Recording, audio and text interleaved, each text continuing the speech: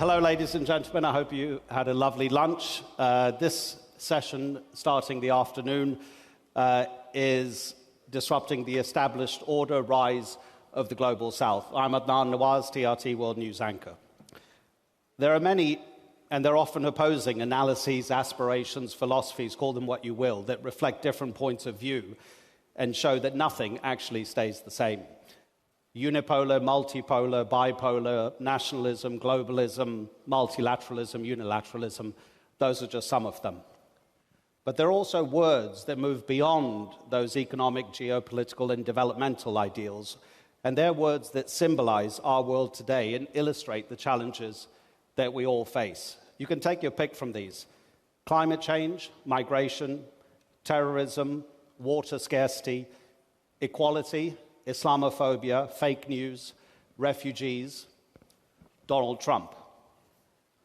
Almost every single one of us is affected by at least one of these words and what they mean to the world as we see it, or possibly as we'd like to see it, as a reflection of our ideal.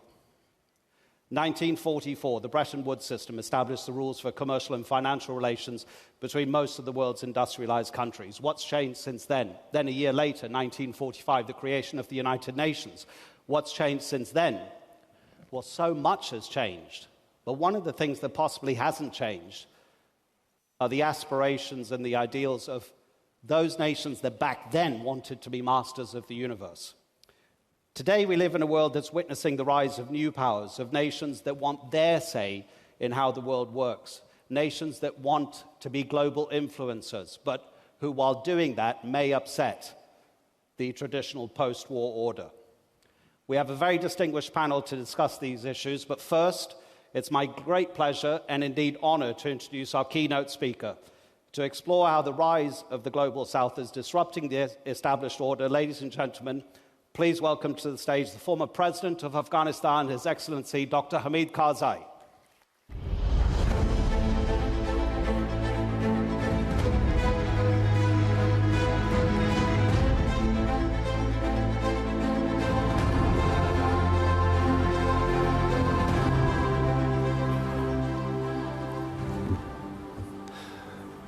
Bismillahir Rahmanir Rahim. Ladies and gentlemen,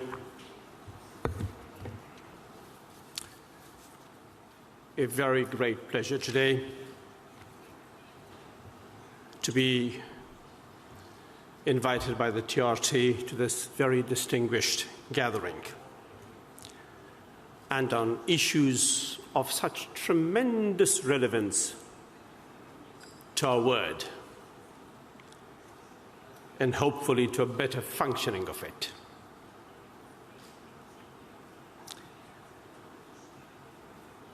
Well, for an Afghan,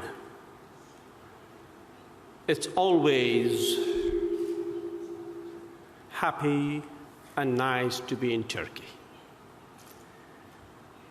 and to be in Istanbul, this lovely city between the two worlds of the East and the West, and to participate in a conference that's discussing transformational processes. But before I go to all of that, ladies and gentlemen, Turkey and Afghanistan have such old relationships. Way back to the 18th century, when Ahmad Shah Abdali, the founder of the modern Afghan state, was seeking advice and consultation, perhaps even permission, from the then Ottoman Caliph of the day.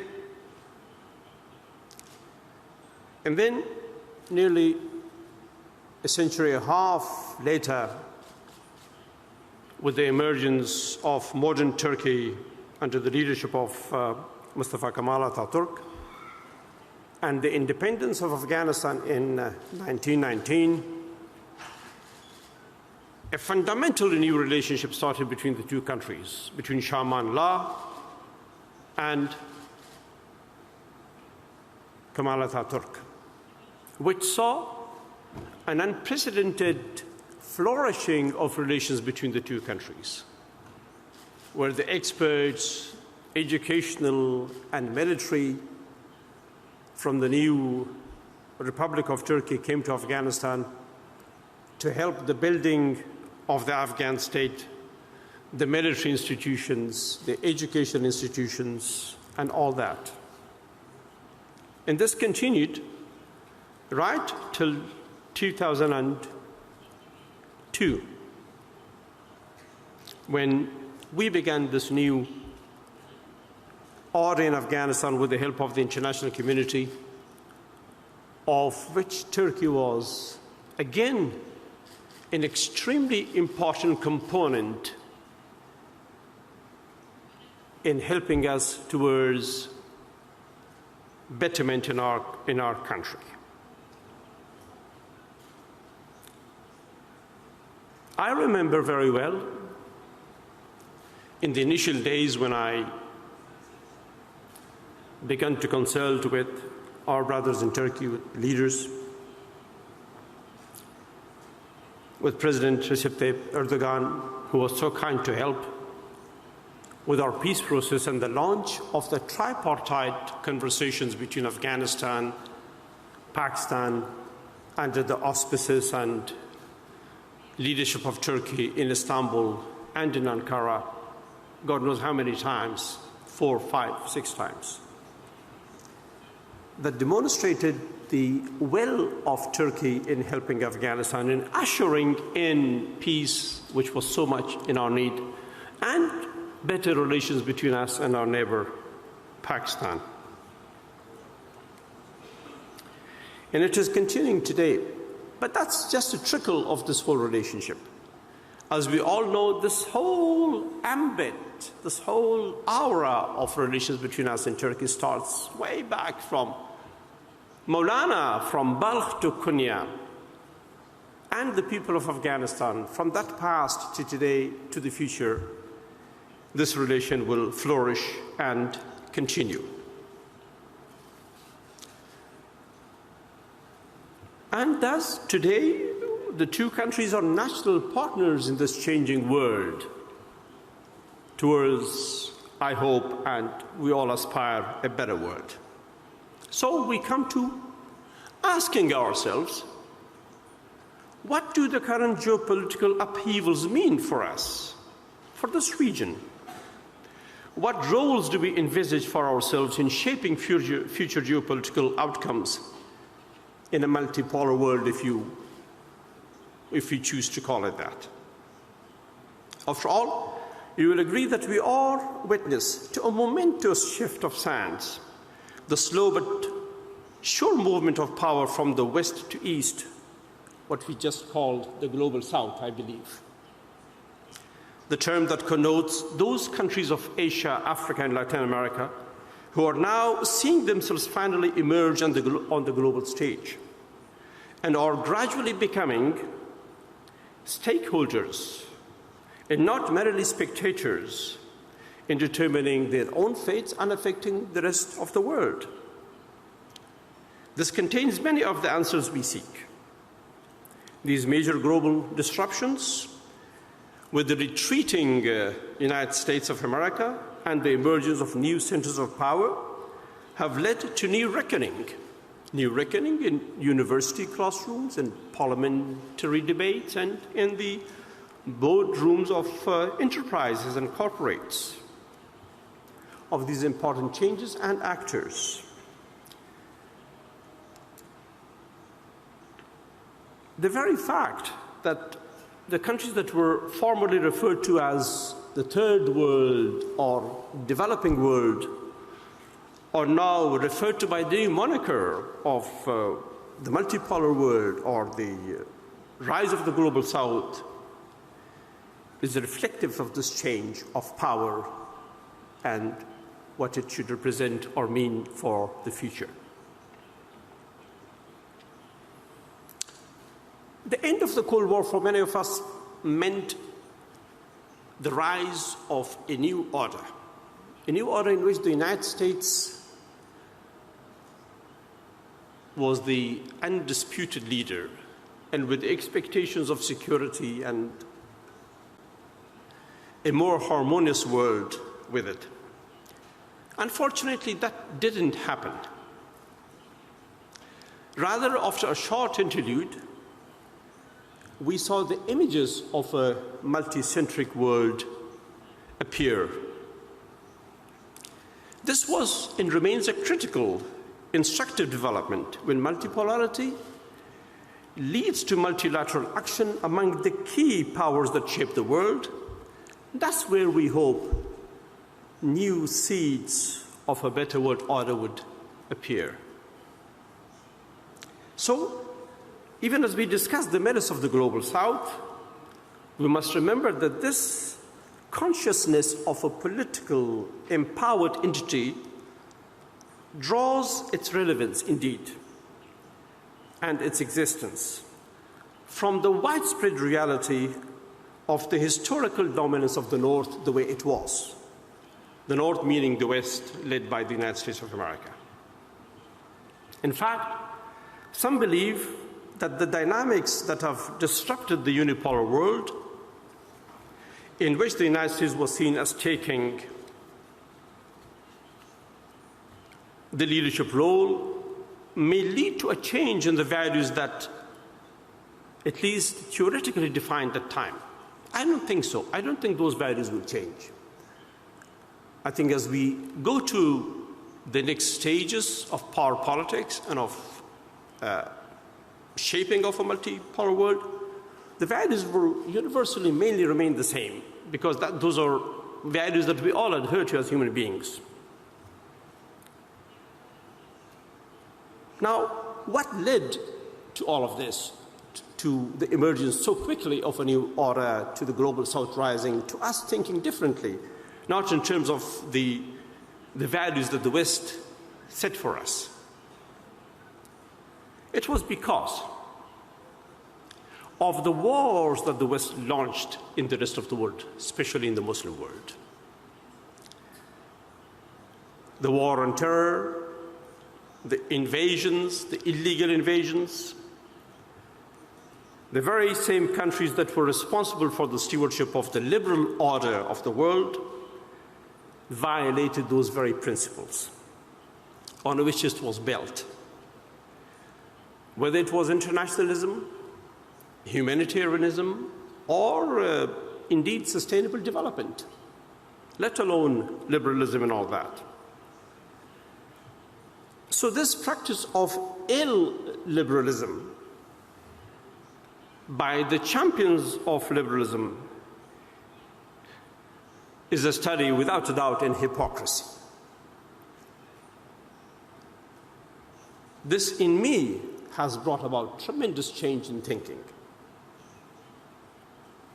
and in the practice of politics, unfortunately, as we see today. In the name of national interest, powers are allowed to step over everything: humans, values, properties, and lives. And perhaps this is the hypocrisy in all of that that led, with the speed that we saw, to the rise of the Global South and the multipolar world, with the momentum and the capitalization of it as we have seen now, and the opportunities that this provides to us on the international level and, of course, at regional levels as well. Well, I'm not going to go into the histories of us as to how we emerged from all of this. Some have a colonial past that they're not happy about. Some have the current economic imperatives and the disputes that it brings about. All of that are contributing factors, reasons for the rise of new powers and for the merger of a hopefully better functioning multipolar world, which would mean for us the practice of fairness, and transparency, and that we should harness that, I hope. And for this to happen, a better functioning multipolar world in fairness and in equity, and in the proper resolution of disputes, the changing world order needs the new stewards of this order of the global governance to boldly take charge. Europe is transforming without a doubt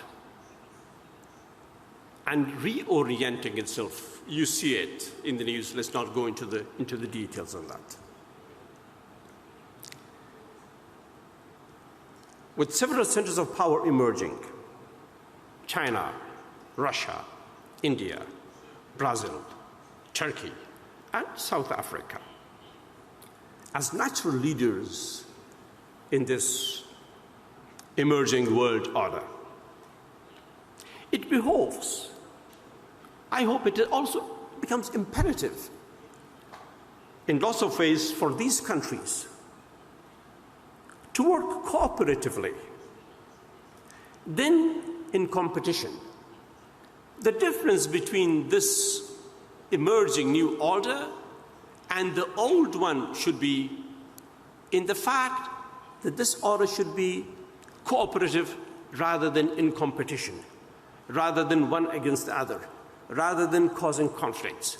This is what we hope will be the motto, the principles on which the New World Order will be based on. And there is, I believe, I hope so, immense wisdom in the leaders of the countries that I mentioned and in the larger world, and the experiences that we have as legacy to us left from the past and the current injustices and upheavals to lead us to this. So it could be collaborative, mutually accepting, recognizing differences, but still working and basically making it a win-win for all of us, the big powers and the rest of us who may not matter much, but we still can have voices and can contribute. So for a better world, a multipolar world in which we'll have just peace and better prospects for development. It doesn't necessarily have to be with big steps taken forward. Small leaps will lead to that.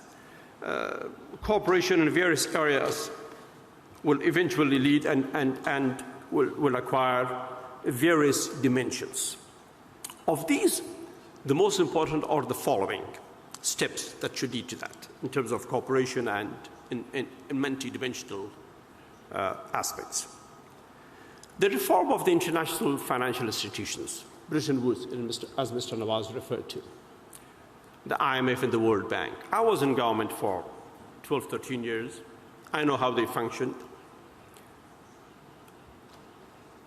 Really, well, in principle, they said they were impartial and they were for the rest of the world, but they actually did work in a manner where the poorer remained poor and the richer remained rich. I hope this is changed. And I hope this is changed not by the sheer facts of the global south arising or the new multipolar world arising, but by the sensibility of the formerly dominant or the currently dominant, if you may call them that, the West as well. So the West and the new rising world, I hope, will cooperate in amending these institutions to a better functioning for all of us. And then we come to the United Nations, the Security Council. When this body was created over 70 years ago, there were not as many nations. The world was still living under the tutelage of colonialism and all that.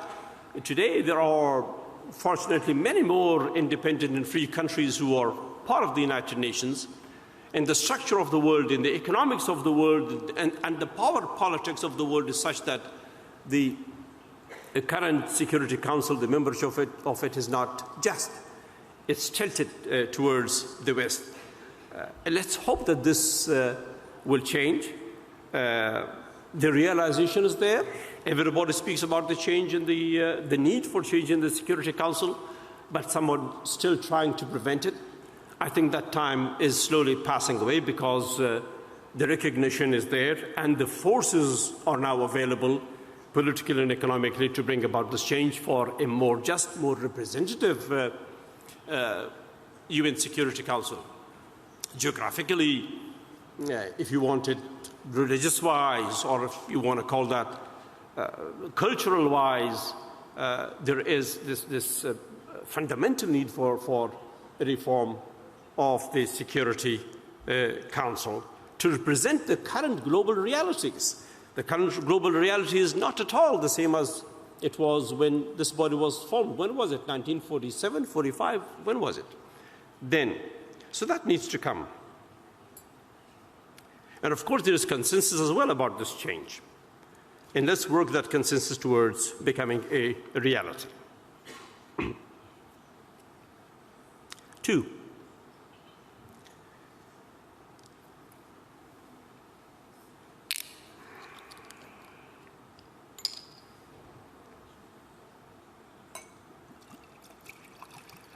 As we discuss a reform in the UN Security Council and the financial institutions, as we discuss the rise of the global south, we also must be mindful as this order begins to emerge, responsibility comes with it too. The new powers, I hope, will recognize that the emerging centers of power also need to be careful about how they function themselves into the workings of the world and how they relate themselves to the rest of the world. That this connectivity, this new order of multi-centers or this multi-centric world work together and with the rest of the world in harmony, in real multilateralism, rather than, let's call it national interest centerism, if I can use that word. National interest centerism is what got us into the trouble that we are in. Let's go beyond this national interest centerism. It's fine to have national interests. It's all right. We all have national interests, but not at such massive human cost to other people, other nations, other regions. And let's hope that the emerging order has recognized that there is a need for a different functioning, a cooperative functioning in enterprise, in business, in politics, in adjudication of disputes, and all of that.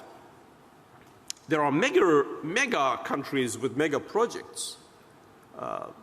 China, Russia, India all have mega projects massively in our part of the world with effects on the rest of the world. Europe is there with its own grand ideas. And then there is BRICS, a combination of Brazil, Russia, India, China, and South Africa, and Turkey as the centerpiece connecting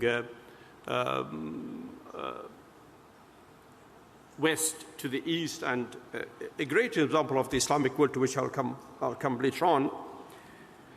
It is important that these countries begin to think of constructing a new security mechanism whereby local issues are resolved locally, where there is a regional localized mechanism as well that can address issues and remove difficulties that we have. So on a global scale and internationally, we hope this will happen. And ladies and gentlemen, for Turkey, a close brother of ours, in view of the past and its present, and the fact that it's a connecting bridge between the East and the West, or the Islam and the rest of the world, I think of no better country that can lead us by example of massive culture, of history, of all that we can aspire to. And I hope that the countries of this region will put aside differences, if any, to work to serve for the progress and common good of all. This brings me to Afghanistan.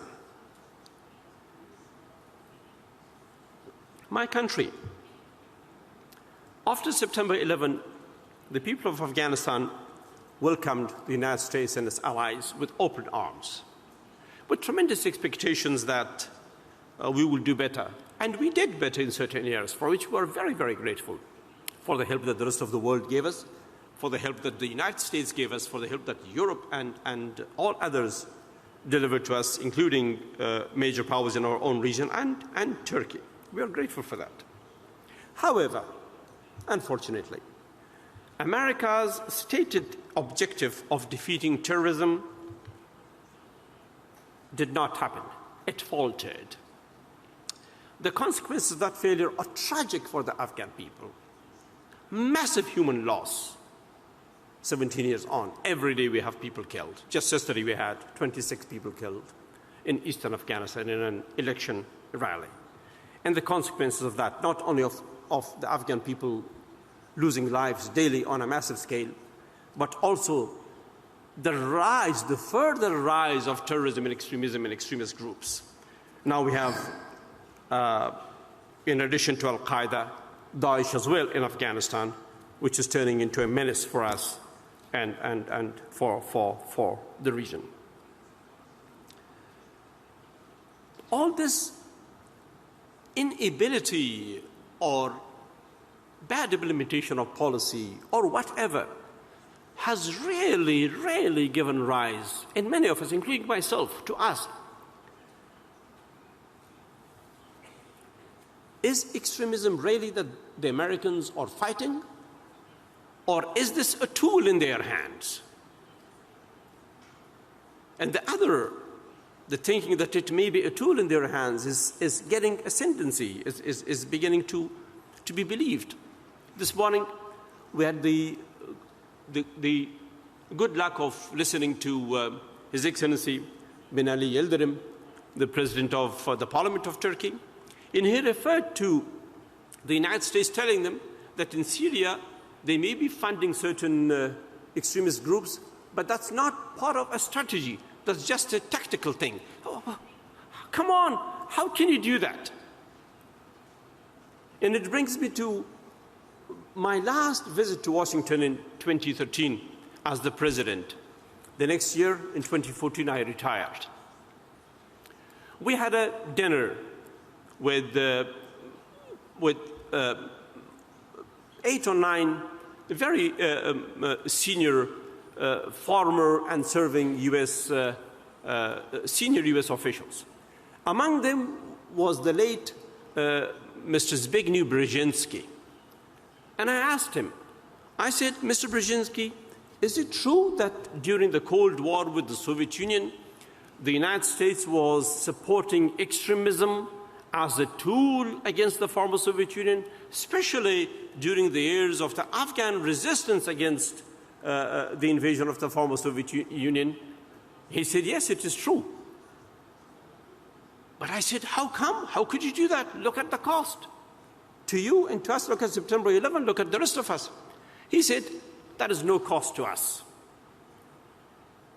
He said, historically compare, is the defeat of the former Soviet Union more important, or the training and presence of a few extremists around your part of the world or the rest of the world?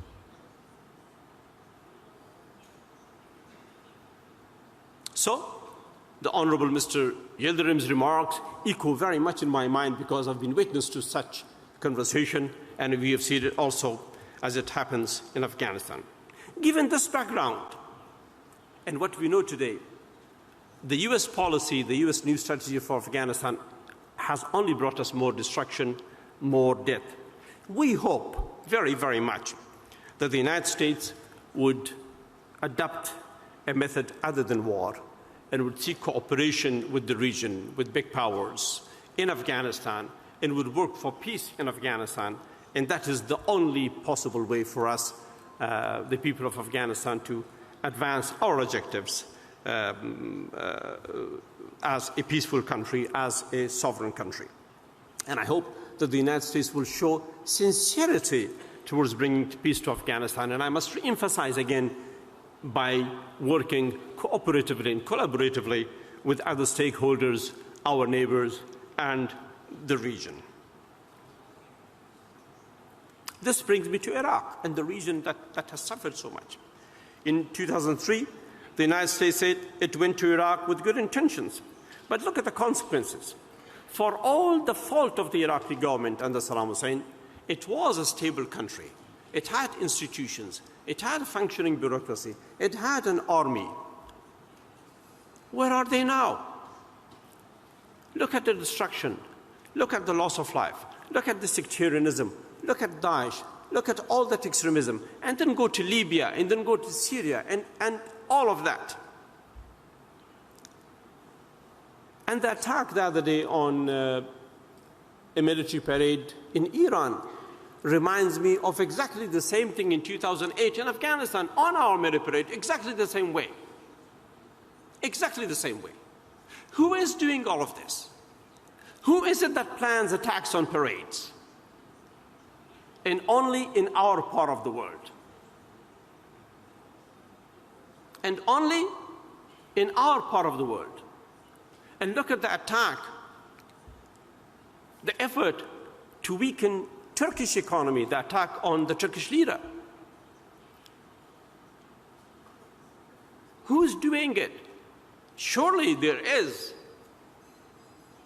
a foreign hand trying to weaken Turkish leader. And I am witness to this in Afghanistan as well. When I developed differences with the United States of America, when my government developed differences with the United States of America on the way they conducted things in Afghanistan, the same was done against the Afghan economy and banks and currency.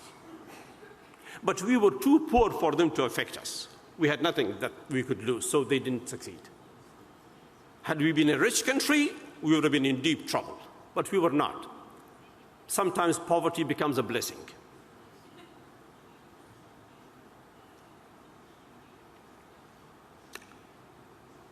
That is the template that defines the US policy towards the rest of the world, especially our part of the world, the third world or the developing world, or now the global south.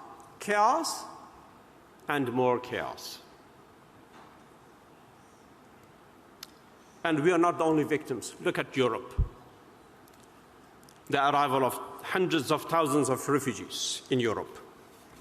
The change in the political environment in Europe. That liberal democratic order, because of those refugees, rightly, any country would suffer. Politics have changed, orientations have changed. And the result is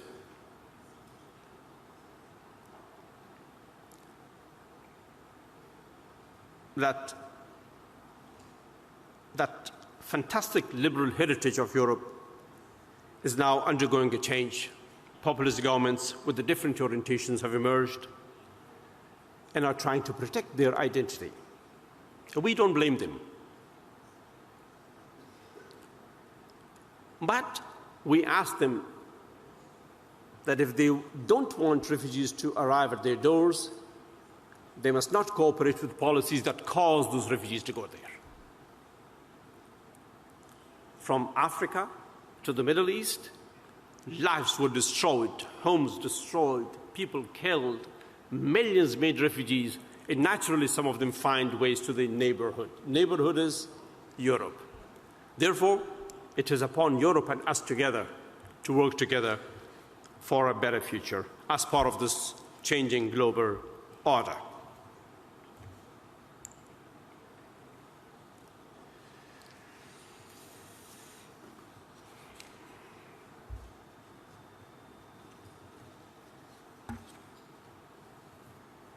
I'm trying to cut it short.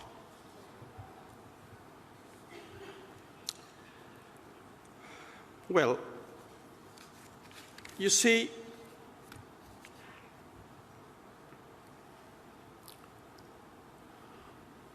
the new world order as it emerges, as I mentioned earlier, brings also responsibilities. responsibilities and with it the means to resolve issues and disputes. This order is in the process of being tested, the emerging order, in various parts of the world. But perhaps among the major grounds of this testing of the New World Order, or the rise of the global South, or the New World Order, or multipolar world, or multicentric world, whatever we choose to call it, one of the testing grounds for this is the situation in Afghanistan. We hope that some of these major powers of the new order who are in our part of the world, China, Russia, India, Turkey, can work together and apply the means to bring peace and stability to Afghanistan. This is a test. When you claim a position, with it comes responsibility.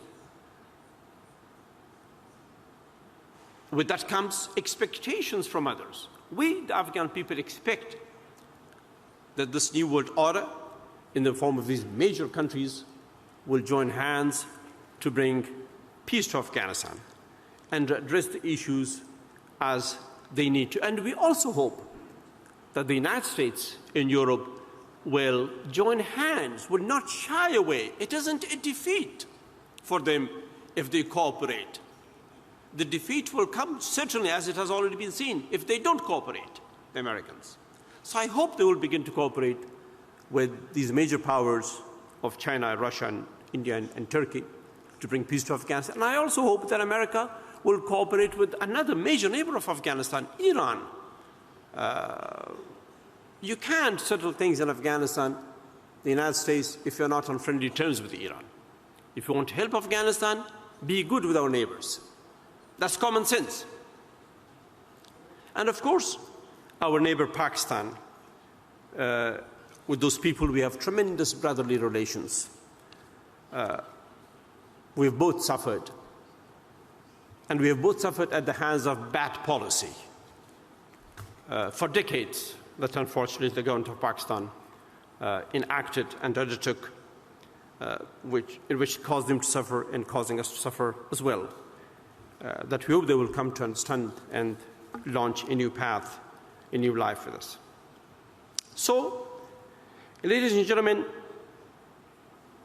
let us band together to shape this new world order.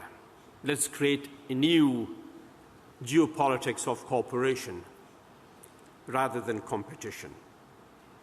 And let us hope that the United States and some of its allies will cooperate with this new order and not compete with it. And let us ask, too, the rising South, see to it that we don't go ahead in competition with the former world or the older world or the old world order. Let's be wiser on all fronts and let's get it right for the rest of us in this world. Thank you, ladies and gentlemen. Very kind. Thank you. Thank you.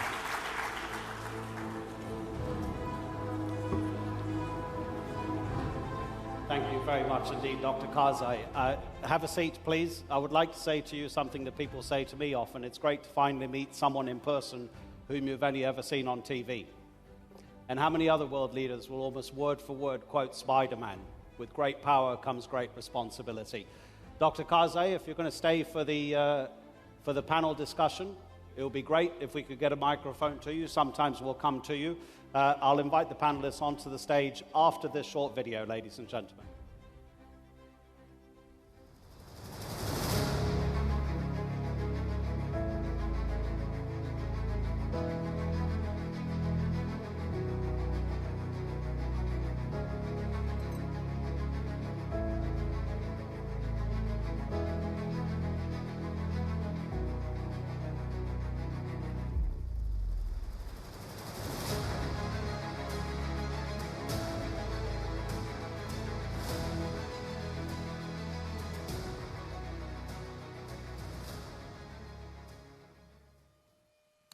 Okay, I'll invite you up if you can come up in this order. Sergey Karaganov is former foreign policy advisor to the Kremlin.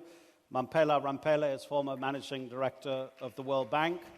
We also have Baghdad Amreyev, who's Secretary General of the Cooperation Council of Turkic states, made up of Azerbaijan, Kazakhstan, Kyrgyzstan, and Turkey, an organization founded in 2009.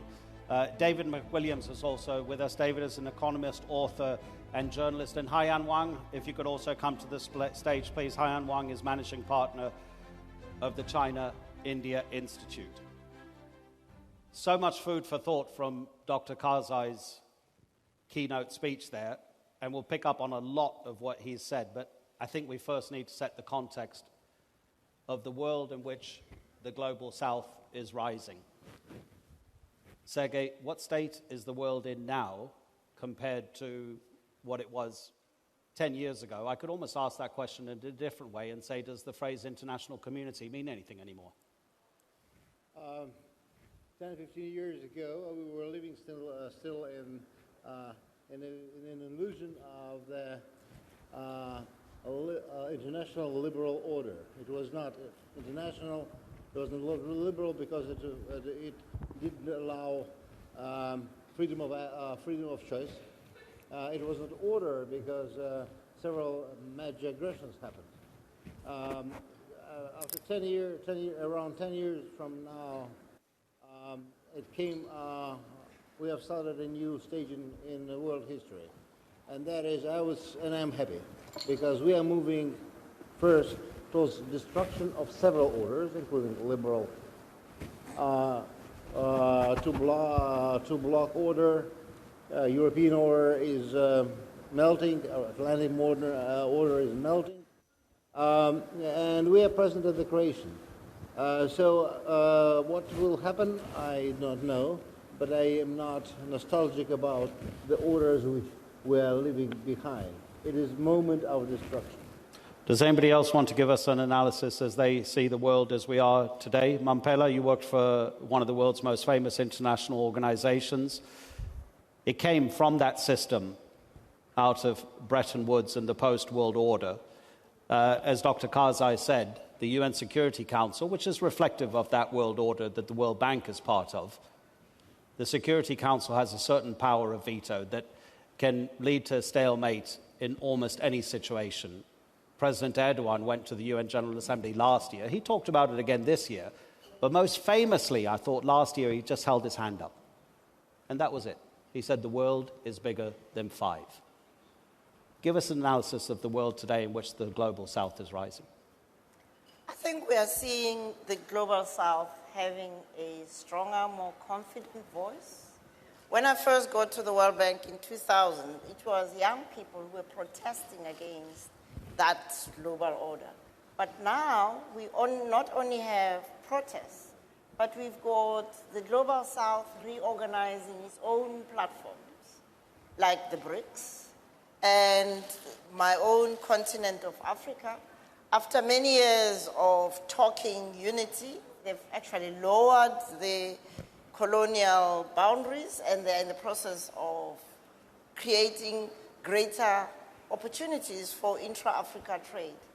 And I think there is a spirit of optimism, confidence, that we can, in fact, have a different order. And I believe that we also are hearing voices from economists who are saying that the current economic order is not sustainable. If we want to meet those SDGs, the Sustainable Development Goals, we'll need 3 to 4 Earths if we continue the same level of consumption that we have and the system of economics.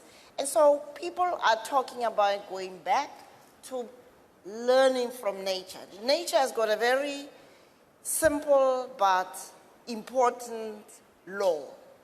If you want to grow, you've got to create an environment in which everybody grows. And in Africa, we have this Ubuntu, which is my humanity can only be asserted to the extent that I assert yours, because we are designed, we are wired as the human race to be connected, interdependent, and interconnected. And globalization has actually made that even more visible. And so I sit here feeling that we are at the cusp of a new beginning, an emerging order in which those who want to see a regenerative socioeconomic system supported by a political governance system which is human-centered, I think those voices are on the ascendance. You know, I've thought about that for so many years, and Dr. Karzai said it as well, because if we all grow together, surely that means that a lot of the people moving from the south to the north, because of whatever issues they have, whether it's war, whether it's economic policy, whether it's conflict, that might make for some kind of resolution in this contest that is going on between the northern countries who are refusing to accept people coming from the southern countries. So, David, why hasn't it happened yet? Why hasn't the North said, yes, we should all grow together, let's invest so much money in the South, take it from whatever other places, the money that we spend on waging war, and develop the South so much that it becomes a market for us eventually and helps people improve their lives over there as well. So there's an interest in both the North creating a market and developing the South as well. In a moment, Sergey, let's get David's opinion. The short answer is because the North doesn't know the South. So it's really unusual to expect countries that are very, very far away from each other, that have not a huge amount in common, to miraculously reach an understanding based on logic. I mean, I'm one of those weirdos who comes from a country in the north that looked very much like the south for most of my life, Ireland, okay? And my first job was as an illegal dishwasher in New York because there was no jobs for Irish people, so we went to America illegally, and happy to do so. I now live in a country that is accepting in about 17% of the country as foreign-born. That happened in my lifetime. And the problem, Adnan, with disruption is it disrupts. That's the thing. And you can say, isn't it fantastic and gee whiz and it's great, but disruption disrupts people. And those people now, for the first time ever, happen to be the people in what we call the North, the former top dogs, to a degree, Northwestern Europe and the United States. And I think it's incumbent on us to understand their anxieties, because in a democracy, if you disrupt via either migration, number one, or via moving the industrial capacity of the North to the East, and as a consequence bring down the real wages of working class people, it's not surprising that there's a certain democratic kickback, and that kickback is Brexit or Trump or the various populist movements in Western Europe and, of course, in North America. So my sense is that if we lived in the United Colors of Benetton world, okay, of course the North would say, let's have a Marshall aid for the South, which is what you're talking about. Yeah. A sort of a Marshall aid for the South. The reason the United States put a Marshall aid in for Europe was not necessarily because Americans love Germans or Dutch people or Brits or whatever, but because they were afraid of Sergei's crowd.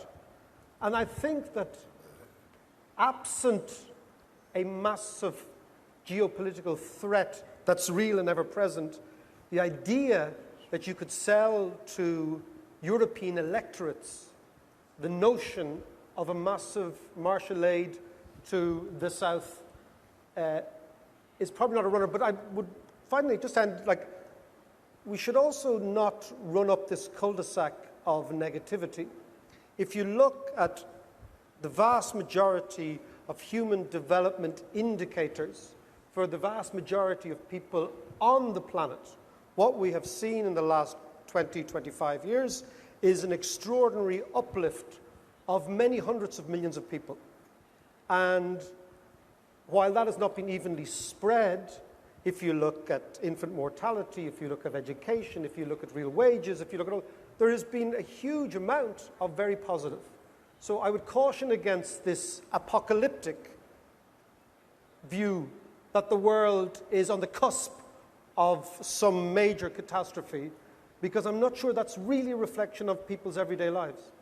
Okay, Haiyan Wang and Baghdad, I'm going to come to you just after Sergey said that you want to make a contribution. The real deep problem over there, needs of the North, is that it is unable anymore to redistribute world GDP in its favor, like it had been able to do for the last 500 years. Why can't it? Why not anymore? Why can't it do that anymore? Because, first of all, because of the advent of nuclear weapons.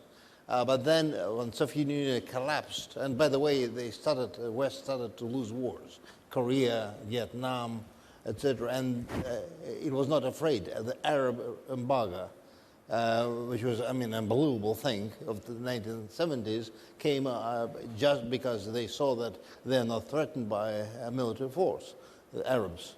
And then the Soviet Union collapsed, and for 15 years it looked like the old gray days have returned. And now Russia returned back. We have become an effective deterror. And in the meantime, China is there, India is there, and you could not exploit them anymore. Turkey is there. And it is a very, very deep concern for millions and millions of people, even if they do not understand. They will have to adapt to that, and it will take 15, 20 years. It is a dangerous period, but I think we shall manage.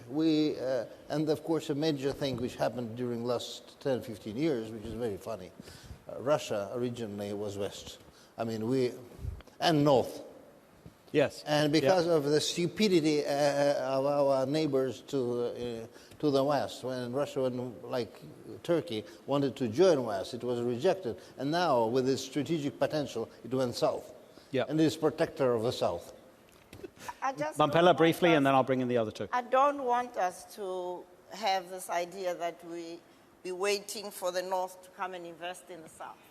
I come from a country which has got all it needs, and a continent that has got a youthful population, huge natural and mineral resources.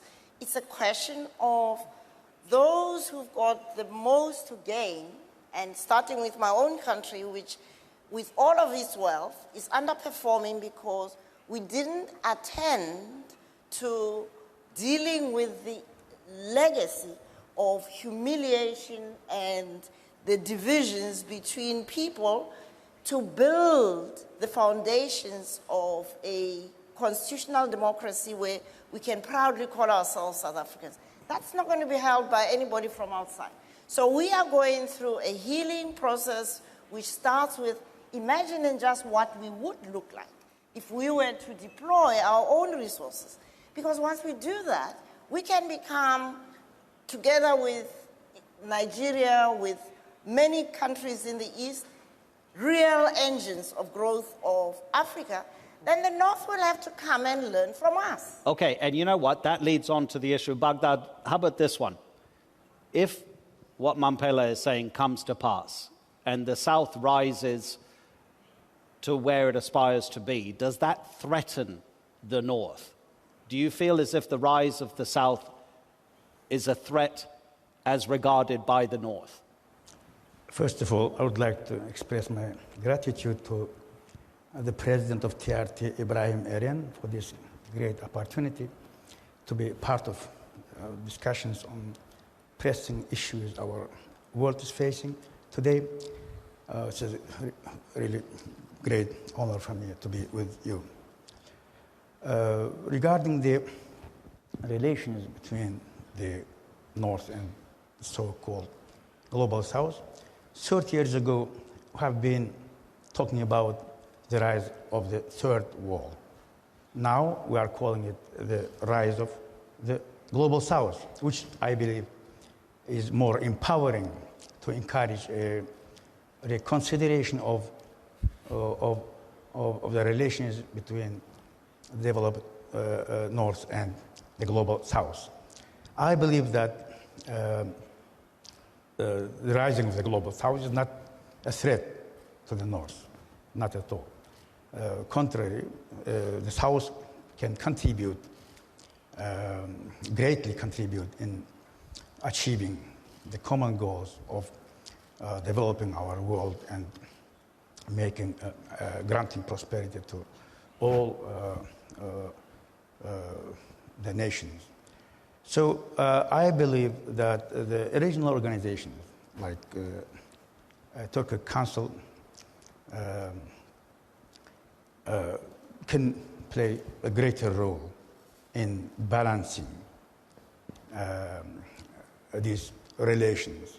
So Turkic Council, as you mentioned, was founded by 4 Turkic-speaking nations: Azerbaijan, Kazakhstan, Kyrgyzstan, Turkey.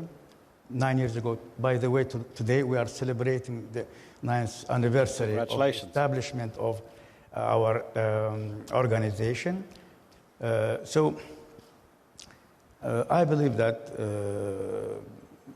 the regional organizations like Turkic Council and others can play a very positive role in softening the tensions that the relations between North and the global South facing. Thank you. Haiyan Wang, Dr. Karzai said that he hopes that the South, as it rises, will work cooperatively, will be able to suppress some of the national interests represented by Southern communities as they come together. But isn't the day of wider loyalties dying out? Doesn't the world look almost as if it's moving towards narrower loyalties? And I'll give you 2 examples. Is the UN's efforts to try to find a solution to the war in Syria seem to be far less effective than the Astana process, which includes Russia, Iran, and Turkey. And then there's that 28-member, what shall we call it, a conglomeration, soon to be 27, of the European Union that now has a government in Poland, a government in Italy, one in Austria, and one in Hungary, that to varying degrees are against that collective project that is the EU. Does that point towards the world moving towards an era of narrowing loyalties? I don't think so. If you measure globalization in terms of global trade, of course, global trade as a percentage of global GDP has been on declining. But if you look at globalization from the point of capital flow as percentage of global GDP, as a technology flow, data flow, people flow, and we see more global integration as global isolation. If you see global economy as the ocean, it is very hard to get the water to flow from the ocean back to the isolated lake and river. I also want to put some numbers to the discussion about the new established order. Back in 2000, the share between emerging and developed markets was 20-80. Today, it is 40-60. By 2025, the share between developed and developing is 50-50. When we talk about the rise of the global South, it is in essence, at the core, the rise of emerging Asia, foremost China and India. At the time of China joining the World Trade Organization, WTO, China's GDP was only 3% of the global GDP. It is today 15% of the global GDP. By 2030, China is bound to become the largest economy, and India most likely the 3rd largest economy. So the gravity center of the world is really shifting to emerging Asia.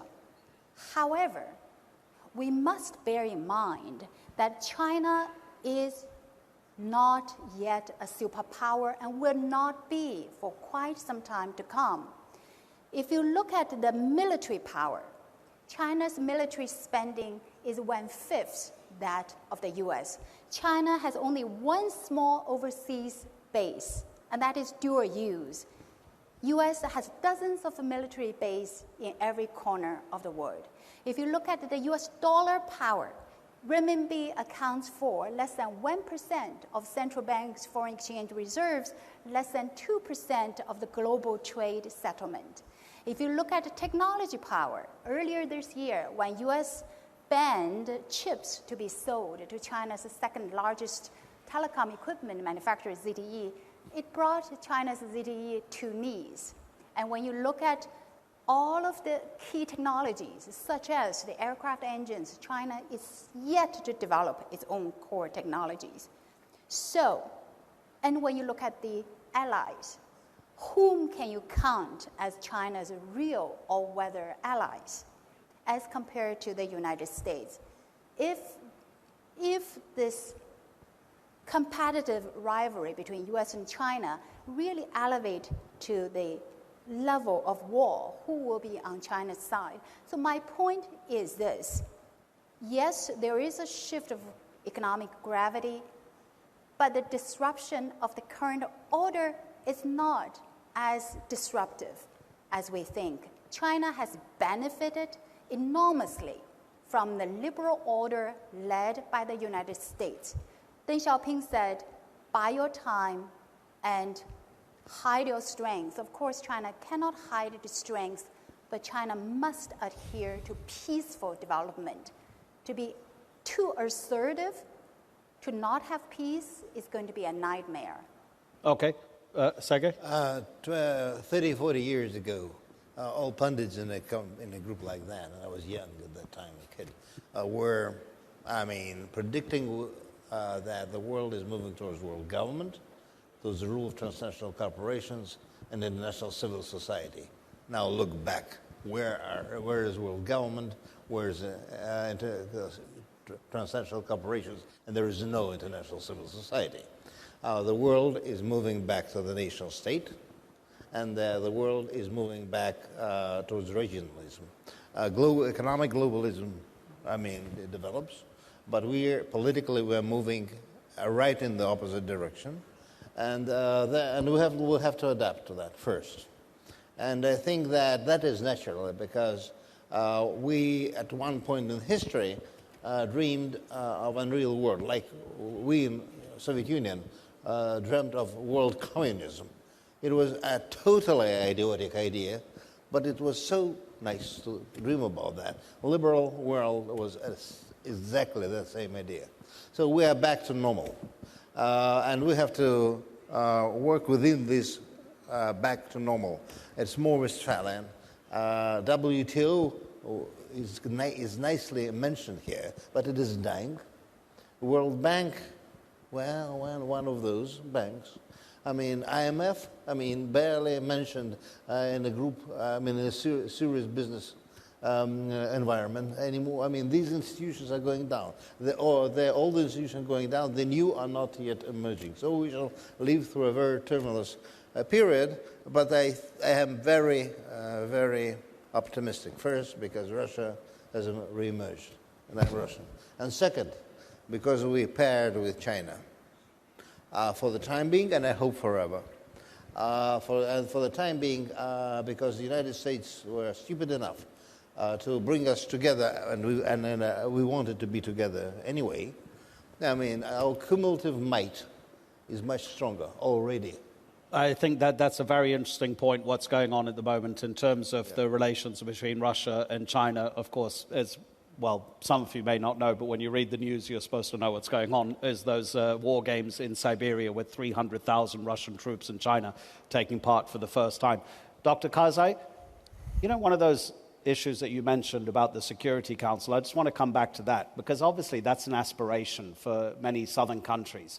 But realistically speaking, how is the South going to persuade the North that those systems that were in place after the World War, and Sergey mentioned the WTO, we know that many of the terms of the WTO were laid down by the United States to favor the United States, as are so many of these other international organizations. Can you ever really realistically see those 5 permanent members of the Security Council giving up their power they have in that chamber, or sharing them, seeing them diluted? How would you go about persuading them? Well, I hope it only takes persuasion, but as things are moving, there will be more than persuasion as well.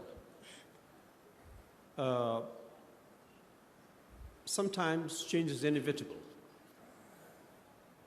and the realities of today's world are such.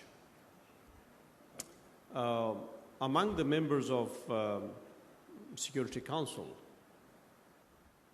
there are also Russia and China. And yes, they have veto powers, no doubt. They can block moves if they don't want to, just like the other three have. But a more balanced Security Council will probably be in their own interest as well, as major powers. And then the sheer fact of the shifting sands of international politics, probably if reform is not made, will make, I'm not talking of today or 10 years from now, into the future, will make the UN less relevant. In order to avoid that, a reform is a necessity. Look at Africa. They don't have any representation there. Look at this vast Asia. Look at the cultural aspects of this. Let's think of Europe. Let's go to Germany in Europe, one of the greatest economies of the world and a great contributing power. Come to Turkey, go to India. There are 1,200 million people there. And as Ma'am said, probably going to be soon the third biggest economy of the world. Don't they deserve a place in a body that's called the world? So it's sheer facts and numbers and necessities. Africa is the fastest growing continent in the world. More than half of global population growth between now and 2050 is going to happen in Africa. That's according to the United Nations. So these are parts of the world that want representation on the biggest stages of all. Mamphela, go on. I would agree very largely that there is a, going back to nature, the reality of the ecosystem in which the world is now functioning is either there is change in those global institutions or they become irrelevant. And Africa has or is strengthening its voice to demand this representation. But it will be even more persuasive if Africa models this collaboration, the interconnectedness and interdependence in its own backyard. And this huge growth spurt in terms of the young people, 41% of Africa's 1.3 billion people are under 25.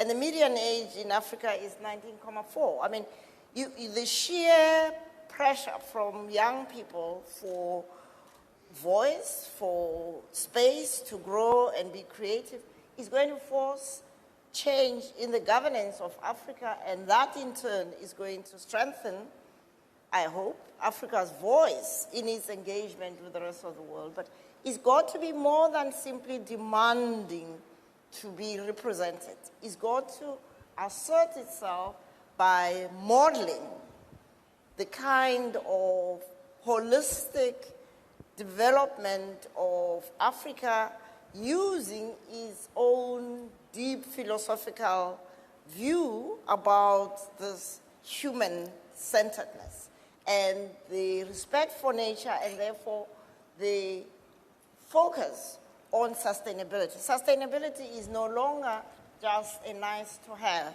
it is an essential. And as Africa grows, if we don't look after our huge endowment of natural and mineral and people resources, we're going to be the ones to blame. And so I believe that the World Bank and the IMF, I mean, when I was at the World Bank then, that was early 20s, was at the center. People really looked forward to working with the World Bank.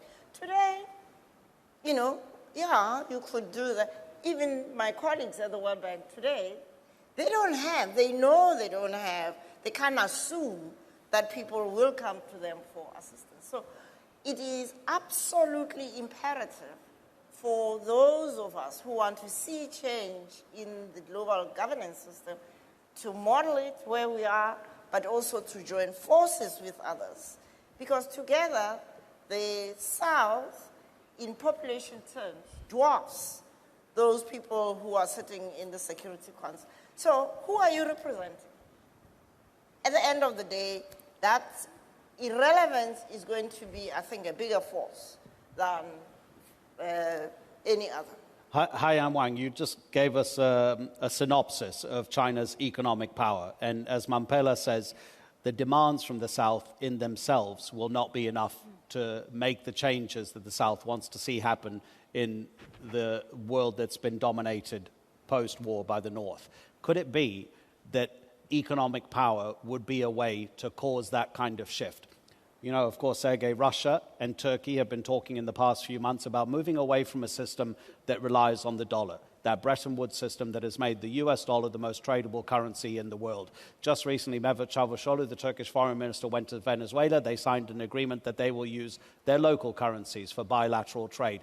Would China be interested in joining that proposal by Russia and Turkey to bring countries together that will lessen their dependence on the US dollar? To lessen the dependence on US dollar is, of course, also in China's interest. However, to get there, it's going to be very, very challenging. To have all of the trade, commodity trade, to be not denominated by US dollar, I think it's going to be hard. There will be some swap agreement. There will be some trade in local currencies. However, US dollars is still going to be a safe haven currency for reserves. I don't think we see a substitute. Now, when China can really play its economic power is when China becomes not just a net exporter, but become more of a net importer. President Xi said that over the next 5 years, China is going to import $8 trillion of goods. When China shifts from an investment-driven, from an overcapacity economy to more of a demand for global products, global services, then China has power. Second, China can become more of a capital outbound investor, not only from the government in terms of loans, but also from the private sector, from the banks. Already China is one of the largest outbound direct investment originator, not just the recipient. So as the developed world putting more and more barriers to China's outbound direct investment, I expect Chinese investors will go to emerging markets, not just build for charity, but build for profit, for more markets. As the tariffs go up in the United States, I see more Chinese companies want to shift their supply chains to other emerging markets. That's where the real pull will be for China to play. David, I wouldn't put this question to Haiyan Wang. I wouldn't want to put you in a difficult position, Haiyan. Some people say that China's You're just going to huge put me in a investments... difficult position. Sorry, say again? I'm only joking. Go on. No, but you see, some people say that China's huge investments in Africa, they don't carry with them the responsibilities that those kind of investments may produce. Yeah. For example, you know, China's getting so much advantage from investing in Africa, but how much is it playing, a role is it playing in trying to secure Africa for the people? For example, why shouldn't it be helping to fight Boko Haram? This is the sort of American argument that China's getting a free ride, that America still pays for security and China, but I think we should switch the discussion. This is all UN, Security Council stuff. The vast majority of people don't care at all. But isn't this about the development of the South? Because China's doing a lot to develop countries in the South. If China, for example, if a Chinese company turns up in my hometown and puts a factory there, builds a supply chain, builds a supply line, pays people, your average person doesn't care where the money comes from. If their life is made slightly better, if their kids can get slightly better educated, if they can have a perspective in life which is not I'm worried about next week, but actual fact, as a result of Chinese investment, I'm actually only worried about next year. I think this is the key, that if the long-term ramifications of this geopolitical change is that more people, average, small people, their lives are changed ever so slightly for the better, this is enough. And I come from a country that has no aspiration to be on any bloody council at all, right? Because we're very small. Small countries have a totally different worldview to big countries, okay? Because we've been kicked around all our history. So our view then is just how do we get through to next week without getting kicked around, okay? Without having this ludicrous pomposity of thinking that you know better than somebody else. So my sense, what is happening, is that the United States is waking up to the fact that China, as we've pointed out, and Haiyan has done a really brilliant job at crystallizing everything, that China is doing very well, thank you very much, and will continue to do so. The Americans are a little bit fed up because they feel they're paying a hell of a lot.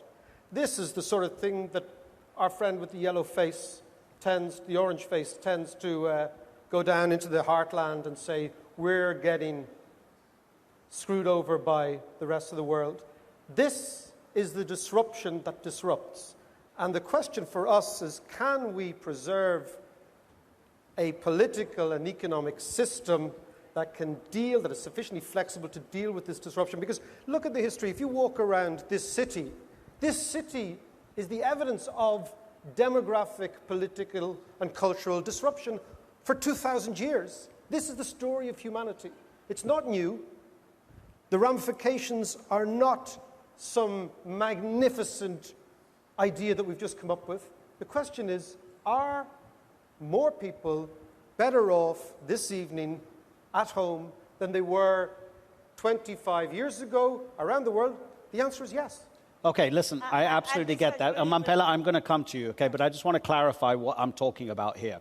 We're talking about the rise of the global south, therefore the developmental progression of the south as well. And we know that China is playing a huge role in helping countries in Africa. Africa's the second biggest continent on the world, and every single country in Africa is in the global south.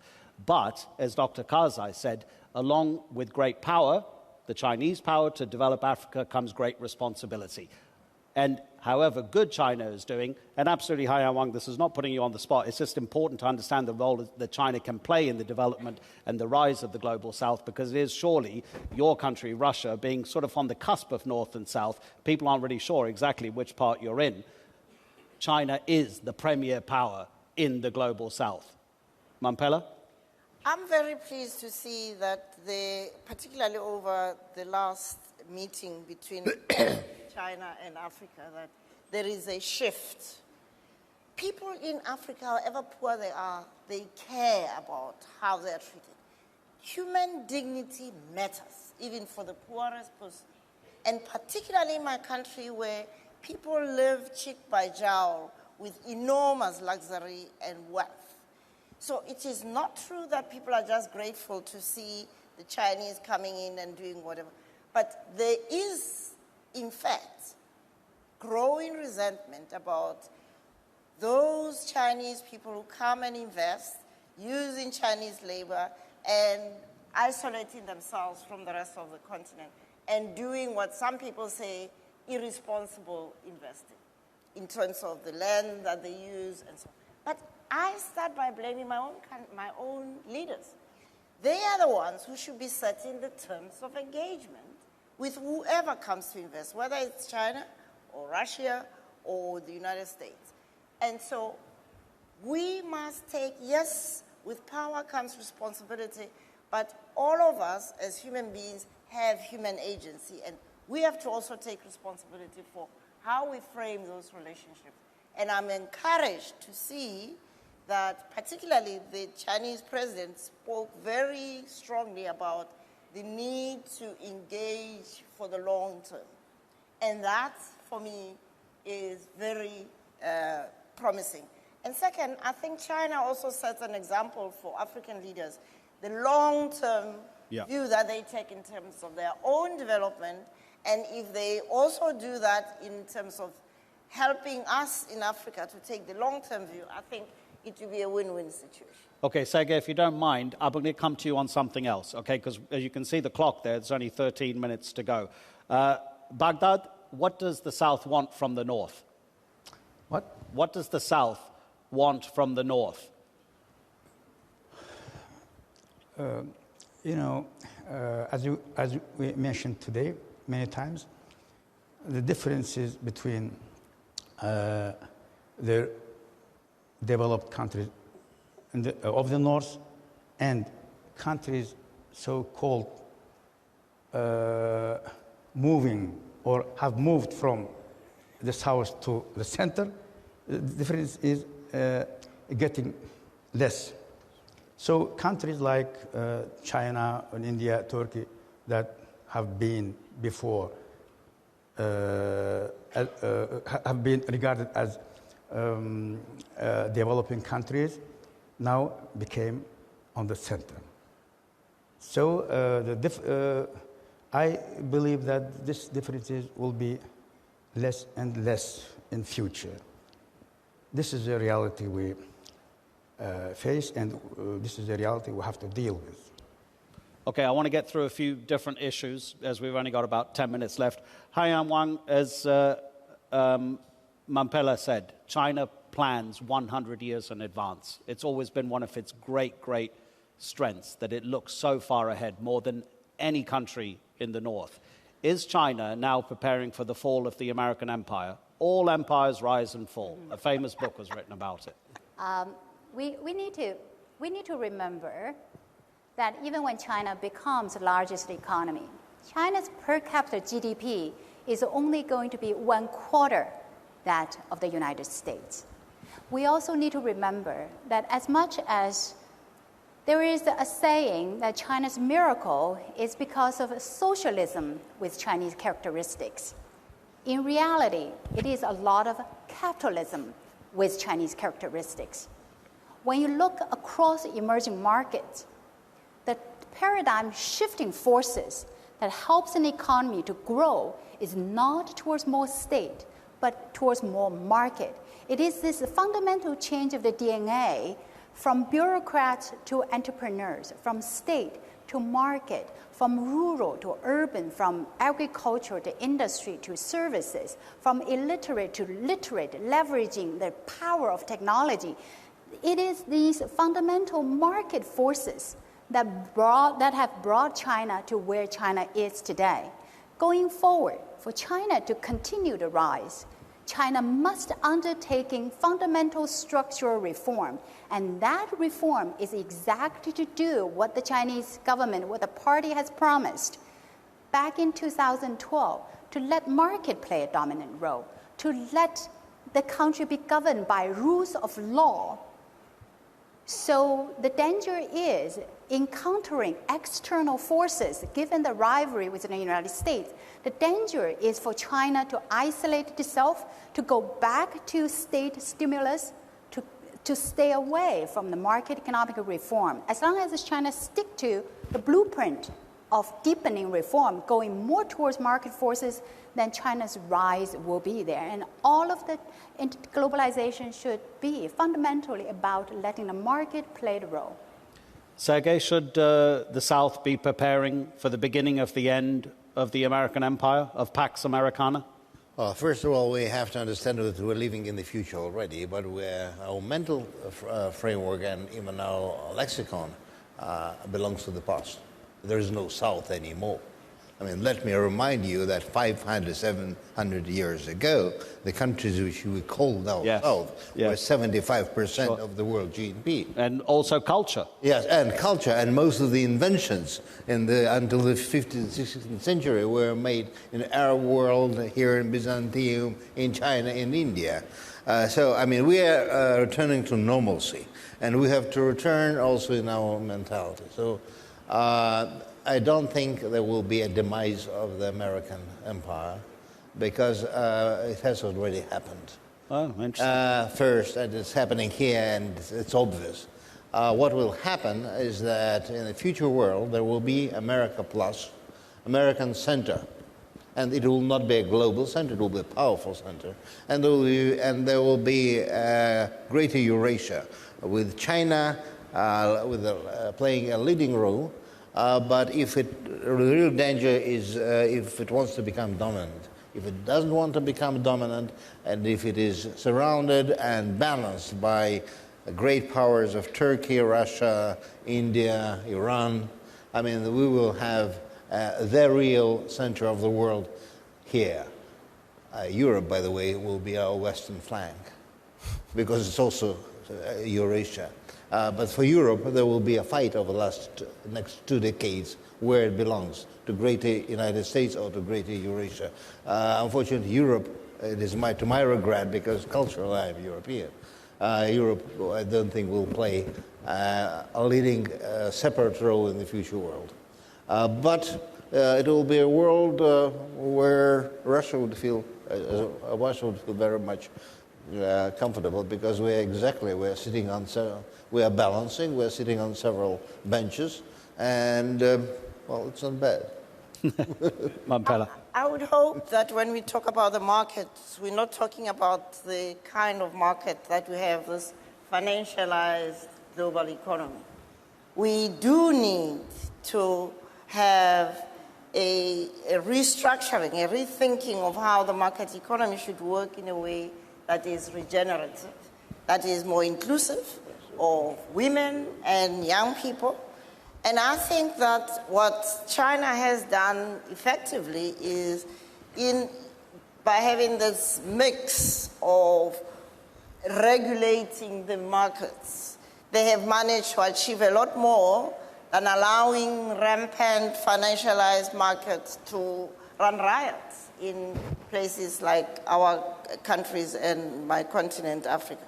And so I think that one of the things we're likely to see more and more of is greater attention to matters human, culture, sustainability of the environment, the natural environment, because we are becoming more and more aware that we are dealing here with diminishing resources, and we've got to be better at collectively looking after Mother Earth so that we can have sustainable development. I wish I had the figures, Mamphela, but just a couple of days ago I saw the hundreds of millions of people that China has lifted out of poverty in the past 40 years, and it really, really struck me. I think I must have pressed favorite on my Twitter feed. Dr. Karzai, how much do you think the countries of the global south are sitting out the next 2 years or maybe the next 6 years to wait to see who the next person to sit in the Oval Office will be before they make major, major decisions? How disruptive is the leadership in Washington to the global south? I don't think matters will go that far. And for one reason, that the emerging order, the new multi-centric order, is strong enough to withstand pressures.